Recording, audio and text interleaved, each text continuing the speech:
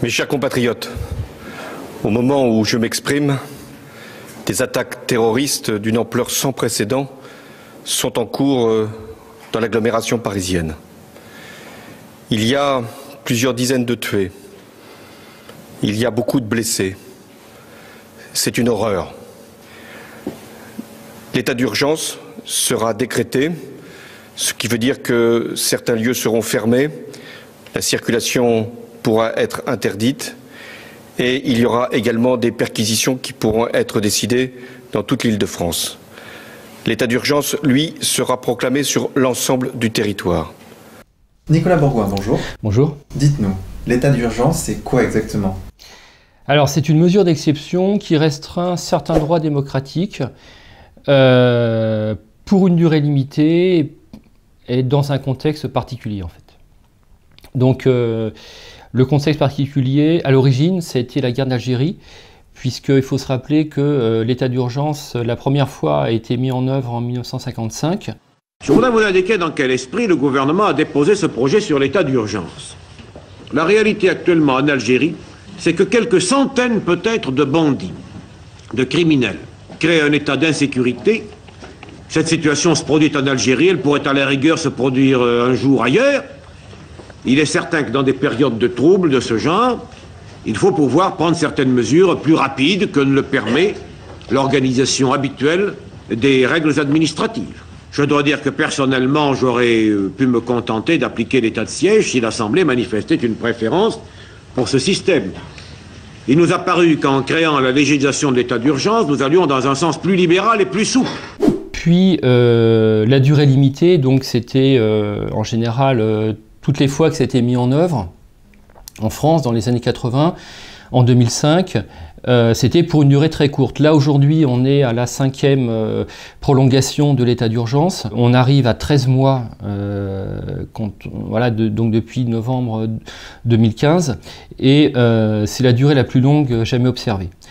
Donc on peut faire la critique de l'état d'urgence sur ces deux points, hein, comme ça a été fait par certaines associations de défense des droits de l'homme, par le Conseil d'État également. Donc on a dit qu'il y avait un détournement de l'état d'urgence, c'est-à-dire que la cible officielle c'est le terrorisme, la cible réelle c'est la contestation sociale, hein, plutôt. Voilà. Et le Conseil d'État, alors là c'est l'autre versant, a dit que l'état d'urgence n'avait pas vocation à être permanent. Là aujourd'hui on est dans un renouvellement continu de l'état d'urgence. On peut d'ailleurs penser qu'après juillet 2017 on aura un 6e renouvellement, enfin sans trop s'avancer, en tout cas on peut très bien le penser.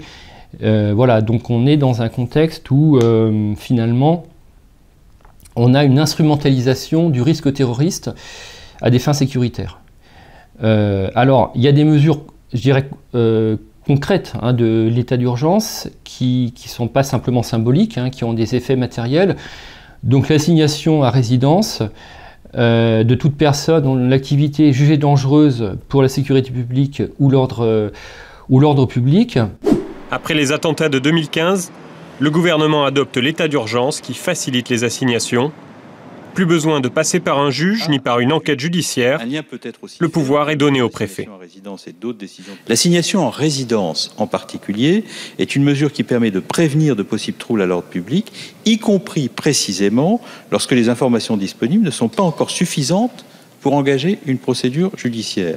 Donc là, il y a eu 112 arrêtés d'assignation en un an seulement, essentiellement des militants politiques, aussi des perquisitions à domicile de jour comme de nuit sans mandat judiciaire, donc sans qu'il y ait, donc la garantie du juge, hein. Donc ça a été, là aussi il y en a beaucoup, hein. Il y en a 4000 en un an.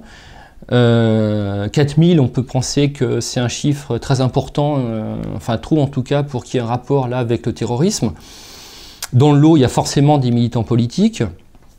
Donc c'est un régime aussi qui permet de fermer des salles de spectacle, des salles de réunion, d'interdire la circulation de véhicules et de personnes dans certains lieux et à certaines heures, instituer aussi des zones de sécurité où le séjour des personnes est réglementé, Ça donne la possibilité aussi de dissoudre des associations plus facilement, bloquer des sites aussi plus facilement, interdire des manifestations et des manifestants. Hein. C'est-à-dire qu'il y a des militants politiques qui étaient interdits de manifester.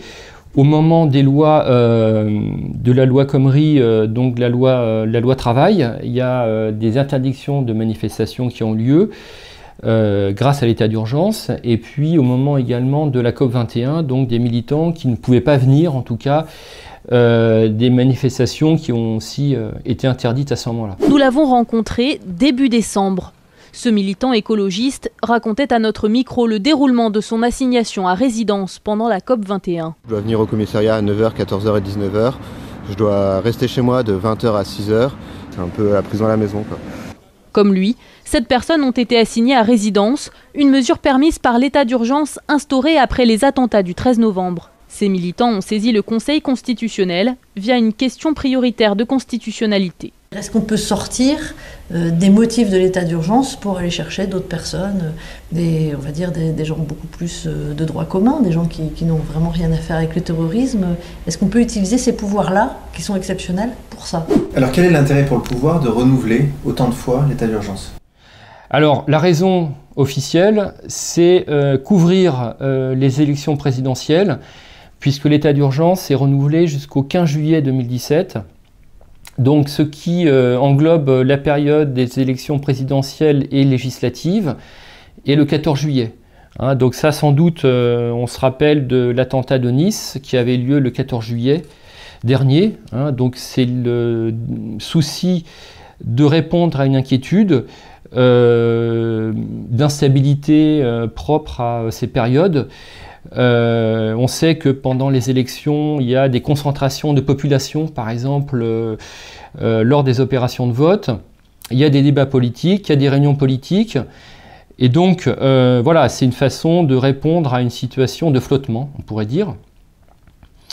Donc, dans le texte officiel, il est dit que la commission d'attentat aurait un impact accru et elle porterait une atteinte grave et directe à la vie démocratique. Voilà, donc c'est l'idée que finalement les terroristes pourraient se servir de cette situation particulière qui est celle des élections pour faire un coup d'éclat finalement, hein, et pour atteindre directement, je dirais, le cœur, on pourrait dire, de la démocratie politique. Bon, ça c'est la raison officielle. La vraie raison, si on prend du recul, c'est davantage gagner du pouvoir. Moi, c'est comme ça que je formulerais. C'est-à-dire, ça c'est la raison de fond, à mon avis, en serrant le verrou administratif, c'est-à-dire en réduisant l'incertitude, on pourrait dire, de la vie sociale et politique, en limitant donc les libertés publiques, donc limitant le champ des comportements possibles, voilà, et puis de reprendre la main dans une situation de crise économique où l'État est pris en défaut, hein, parce que aujourd'hui l'État socialiste mène des politiques libérales qui sont en contradiction avec ses engagements de campagne, et il est en panne de légitimité, on le voit hein, avec les sondages actuels, et donc c'est une façon de regagner en fait une certaine légitimité politique en disant voilà, on a une situation d'urgence et le gouvernement répond en fait à cette situation en mettant en place des outils sécuritaires hein, pour assurer la population, pour répondre à l'opinion publique. Enfin ça c'est en tout cas ce qui est, à mon avis, ce qui est au fond de ce renouvellement. Et puis aussi de s'affranchir des contraintes légales qui règlent l'exercice du pouvoir. Ces contraintes légales, c'est les garanties procédurales, c'est le fait qu'on ne peut pas faire de perquisition sans qu'il y ait de mandat judiciaire, c'est le fait aussi que le travail des forces de l'ordre est bien sûr encadré, hein, tout ça. Donc ça, c'est finalement ce qui fonde l'état de droit. Et le gouvernement cherche à s'affranchir finalement de ces contraintes pour répondre, on va dire, à cette situation de façon en fait autoritaire. C'est un peu le pendant du 49-3, si vous voulez. Hein, sur un plan politique, c'est toujours passé en force, avec le souci, avec le désir en même temps de répondre à une demande de l'opinion publique pour plus de sécurité. Voilà, parce qu'au fond, il n'y a pas vraiment d'opposition par rapport à cette mesure. On a vu que bon, elle était votée d'ailleurs à une écrasante majorité, 288 voix contre 32. Il y a peu de manifestations contre l'état d'urgence, il y a peu de réactions, on va dire, de la société civile par rapport à ça. Donc, ce qui montre qu'il y a un état d'apathie. Hein, donc, voilà. Et donc, on voit bien que d'un côté, le gouvernement cherche à reprendre la main et à se débarrasser des contraintes qui règlent l'exercice du pouvoir, on pourrait dire, qui veut finalement créer une situation d'urgence aussi pour qu'il y ait un état d'urgence. Hein, donc, c'est un peu gouverné par le chaos. Et puis, de l'autre côté, il cherche à en fait museler la contestation sociale, à la bâillonner, hein, pour gagner du pouvoir. Voilà, je pense que de plus en plus, on aura ce type de politique où il s'agit de passer en force. Parce que là, je ne sais pas, bon, l'issue des élections, c'est toujours incertain, évidemment, mais il est à prévoir qu'on aura de plus en plus besoin, enfin que l'exécutif en tout cas aura de plus en plus besoin de ce type de mesures autoritaires pour faire passer sa politique. Parce que c'est une politique très impopulaire, avec des effets sociaux très négatifs, et je pense que là, l'option sécuritaire va être choisie pendant quelques temps. Donc, ce qui peut permettre de penser qu'il y en aura un renouvellement, encore une fois, de l'état d'urgence après 2017. Donc. Et cette politique sécuritaire est-elle efficace? Alors, ça dépend pourquoi. Elle est efficace pour mater la contestation sociale, donc ça c'est ce que je vais essayer d'expliquer. Et puis, mais alors, pour son objectif, on va dire, avancé, c'est-à-dire lutter contre le risque terroriste, la réponse est non, hein, puisque finalement on a vu qu'il y a eu en novembre 2015 la promulgation de l'état d'urgence, c'est en juillet 2016, donc un attentat à Nice, qui ressemble d'ailleurs à l'attentat commis à Berlin, et on voit bien que là, on n'a pas de diminution du risque terroriste, hein, c'est-à-dire on a finalement un filet beaucoup trop large. Hein, moi, c'est un peu l'image que j'emploierais, c'est celle du filet, hein, c'est un filet très large qui n'arrête pas finalement les poissons terroristes, hein, qui sont très très furtifs. Le risque terroriste est un risque imprévisible. On a affaire à des gens qui viennent souvent de l'étranger, qui circulent facilement, qui ont les moyens aussi de se protéger des dispositifs de surveillance dans la vie réelle et aussi sur Internet, qui ont les moyens de déjouer le contrôle finalement qui s'exerce sur eux.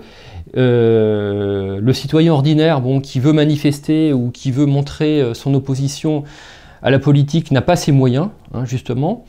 Donc, c'est pas les terroristes véritablement qui font les frais de ces mesures. Et donc, on n'a pas de résultat, en tout cas, pour ce qui est du risque terroriste. Tout simplement parce que ce type de mesure n'est pas adapté à la menace terroriste, à ce genre de menace qui est très imprévisible. Tout simplement parce qu'on a affaire à des loups solitaires, c'est-à-dire des gens qui n'appartiennent pas à des organisations, qui ont les moyens aussi de se cacher, enfin qui savent se battre, qui savent éviter les contrôles, déjouer les contrôles, et donc on a affaire à des gens finalement qui arrivent toujours à leur fin. D'accord. Et sur le plan social, par contre, là, les politiques liberticides ont une efficacité? Alors, elles ont une efficacité pour réduire les libertés publiques. Hein, c'est-à-dire qu'on a effectivement des effets concrets, des militants politiques qui sont assignés à résidence, on a des sites qui sont bloqués, On a des gens qui sont condamnés pour apologie du terrorisme, enfin c'est une loi précédente, mais voilà, c'est dans la même logique. On a le cas d'un dessinateur aussi qui a eu son matériel informatique confisqué.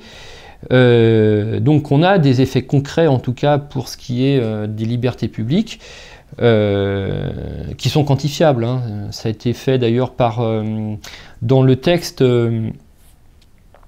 de loi, on a le bilan de l'état d'urgence depuis un an, hein, ça fait un peu plus d'un an, et donc on a les chiffres. Hein. On peut voir effectivement qu'il y a eu 4000 perquisitions voilà, qui peuvent être donc faites sans mandat judiciaire, donc de jour comme de nuit. Bon.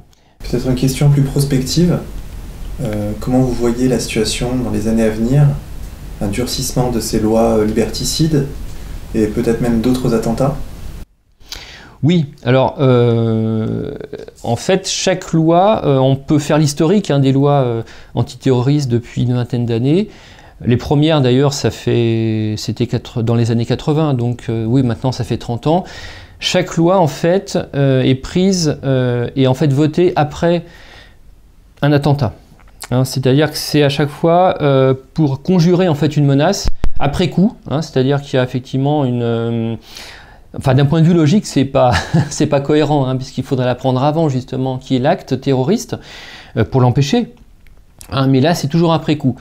Donc, je pense qu'effectivement, on peut tout à fait penser qu'il y aura d'autres attentats terroristes qui vont servir de prétexte ensuite à de nouvelles lois. Hein. C'est un enchaînement, on va dire, sans fin, hein, parce que, je veux dire, comme il n'y a pas d'efficacité réelle, ça n'empêche pas la commission de nouveaux actes terroristes, et donc on peut très bien penser que c'est un processus qui n'a pas de fin. Le terrorisme, et nous le disons depuis longtemps, est une menace qui pèse lourdement sur la France et qui pèsera encore longtemps. Donc, comme on peut penser qu'après 2017, enfin après juillet 2017, il y aura la reconduction, donc pour la 6e fois, de l'état d'urgence. Donc ces lois, en fait, n'ont pas de limite, c'est-à-dire qu'on peut toujours serrer la vis, hein, davantage, on peut toujours libéraliser l'action de l'exécutif, faire diminuer, affaiblir les garde-fous judiciaires. C'est un phénomène, si vous voulez, ça n'a pas de finalité, je dirais, concrète. Hein, donc oui, on peut très bien penser que ce sera suivi de nouvelles lois. Ouais. Nicolas Bourgoin, merci beaucoup. Merci à vous. Nous voulons dire aux Français, et avec beaucoup de force, nous ne céderons pas. La France ne cédera pas à la menace terroriste. Nous avons changé d'époque et la France va devoir vivre avec le terrorisme.